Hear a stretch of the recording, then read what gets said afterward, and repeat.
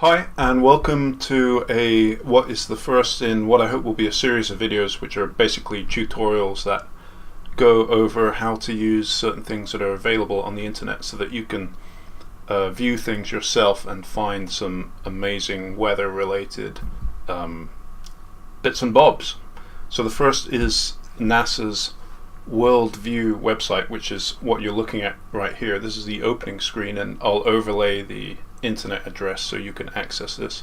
I've pressed F11 to go full screen so that you can get the full shebang, and close the opening dialog there, and this is what you'll get, something like this. Now what it'll come up as default is the latest satellite passes by these polar orbiting satellites.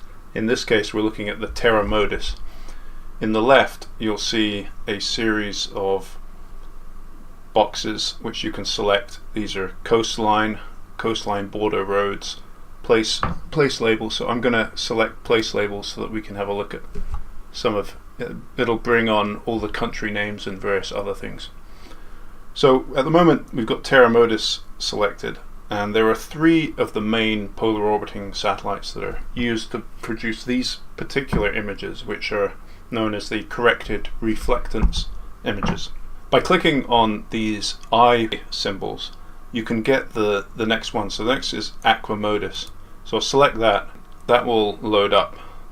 Now as you can see there's a black area on the left of the screen, and that's because the pass for today, it hasn't completed all of its orbits around the Earth and the data hasn't come into this particular bit of software.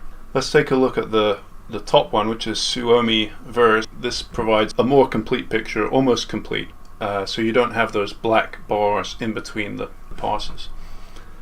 Now because this isn't fully complete, I'm going to look at yesterday's pass first of all. So to do that you go down to the bottom bar, and they've got all of the dates going back in time, and so you can just drag the indicator bar back one section and you'll go back to yesterday, which was November 11th.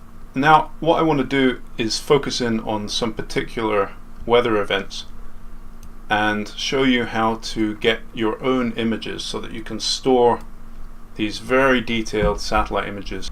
Okay, so one of the things which has been in the news recently is a lot of pollution and smoke in northern India. So what we can do is, India is over here, you can drag the image and then use the mouse wheel, zooms in and out.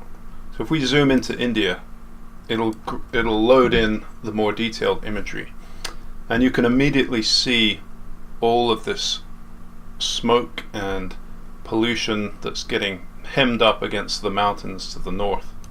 And actually now it looks like it is beginning to spread out over the Arabian Sea. But regardless, this is one of the things that is very interesting to look at in these. If you see something in the news that's reporting pollution or a dust storm, you can go on this site and see what it looks like from space. It's pretty amazing.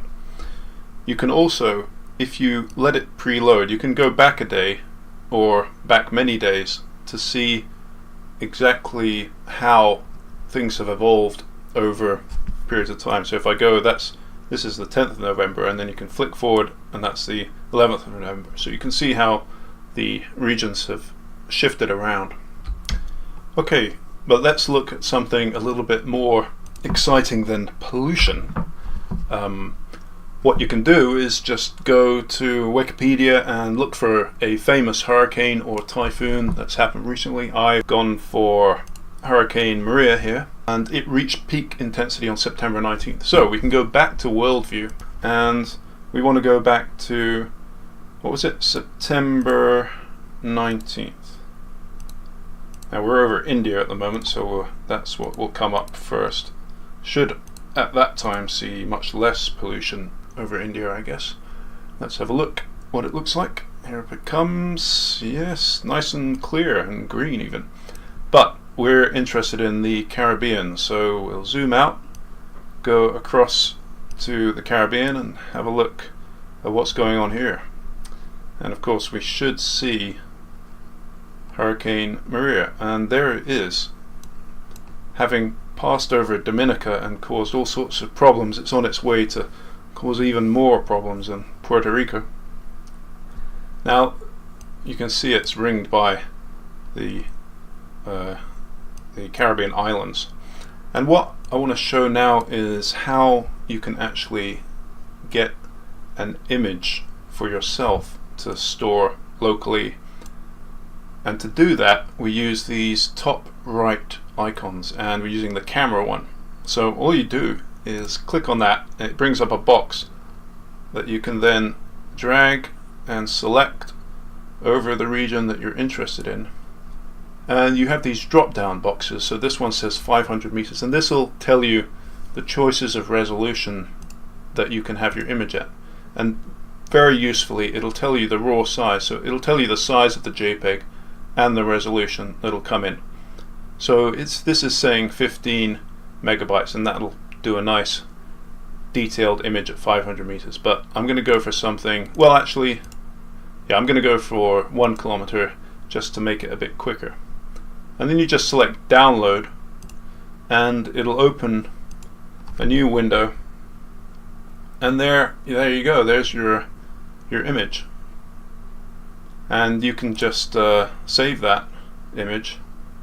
I'll just put it on the desktop, and it saves it as a default name is image download, and voila, and that's how you get your images. And of course you can deselect all these overlays if you want it to be a bit more with less names on it. But what I want to show now is another really great thing you can use this Worldview site for, is for looking at fires. And a particularly dramatic example of fires have been over Portugal and Spain recently.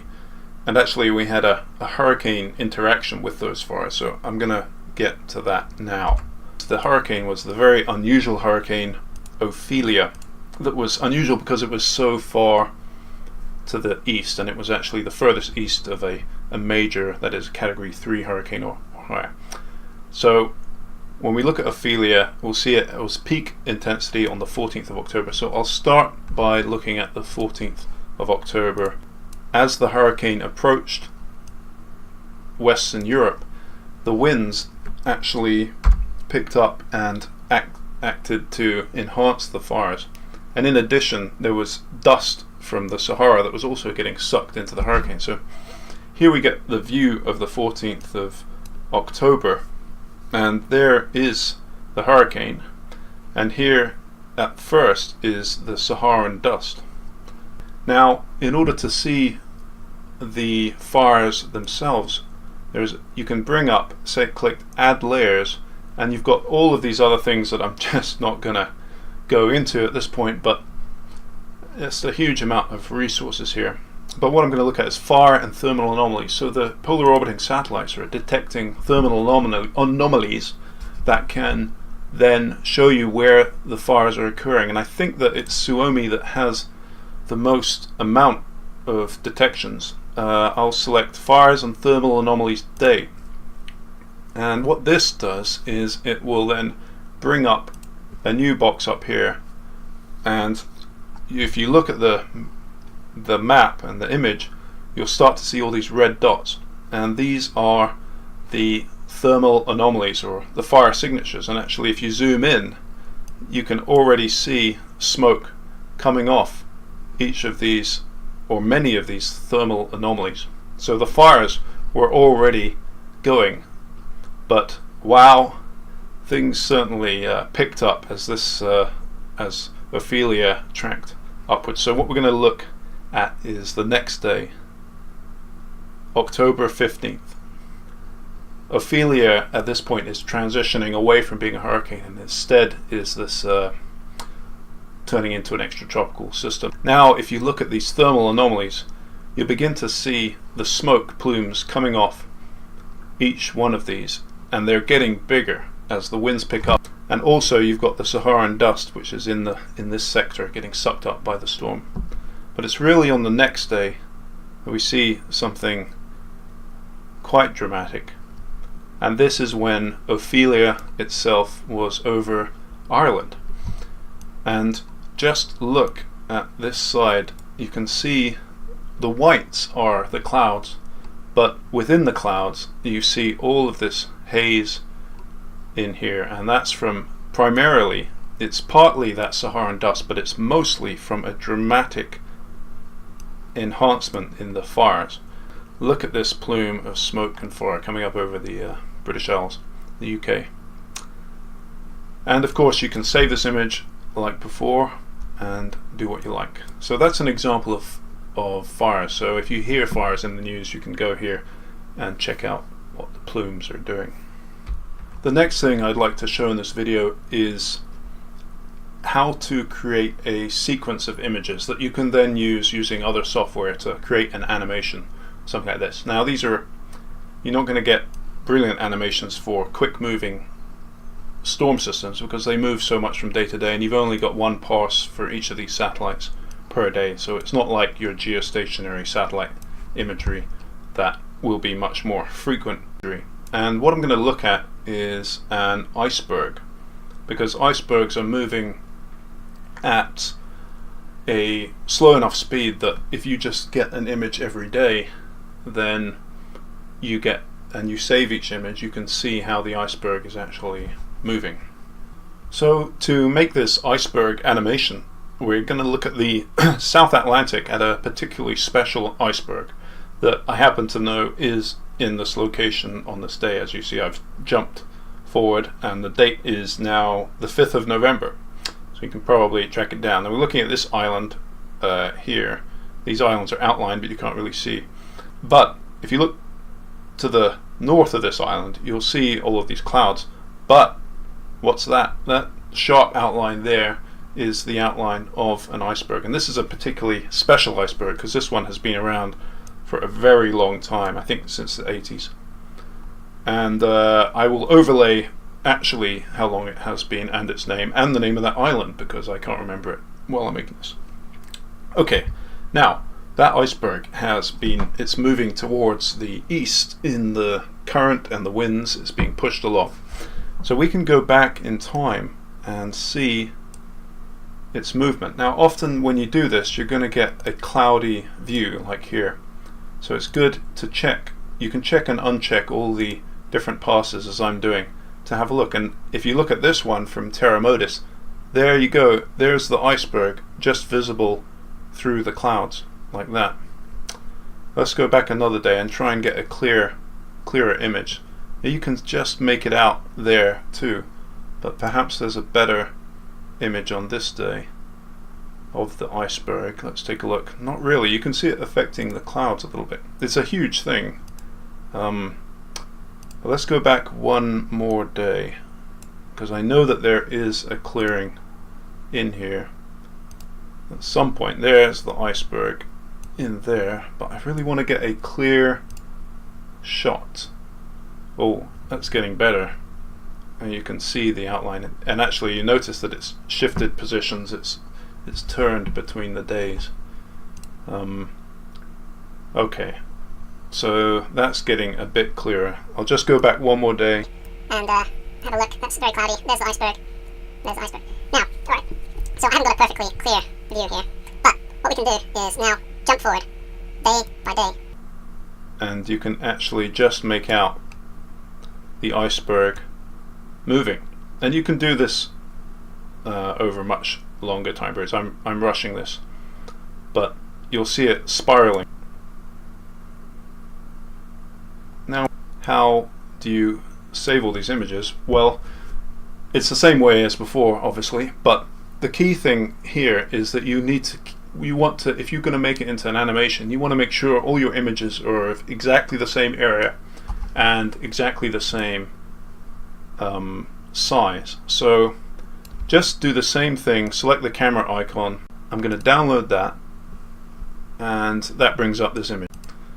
But in order to create your animation, then you got to be careful. Just click the cross to close this image selection, then drag the bar at the bottom to the next day, and then when you click on the image that take a snapshot, it'll bring up exactly the same region, and you can just download it again. Now you've already got in this tab the first image, there's the second image, and it's of exactly the same area, which is critical.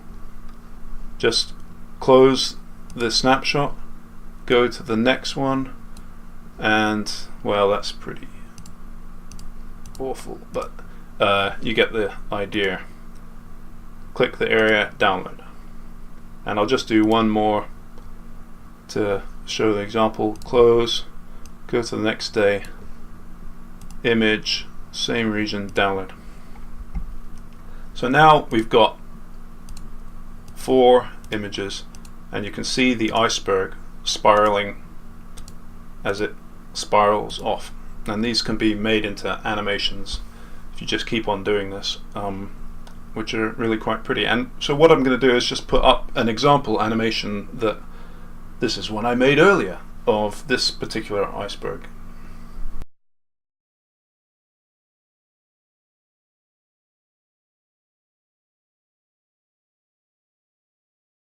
So there you go, that's my quick introduction to this amazing piece of software that NASA has produced, and whoever is involved, full congratulations for doing this. It's very easy to use and is quite spectacular. So there's many things that you can view with this, and I'm just going to finish up this video with a few more examples for your viewing pleasure. And thanks for watching. Let me know if you want to see more videos like this, and keep it real.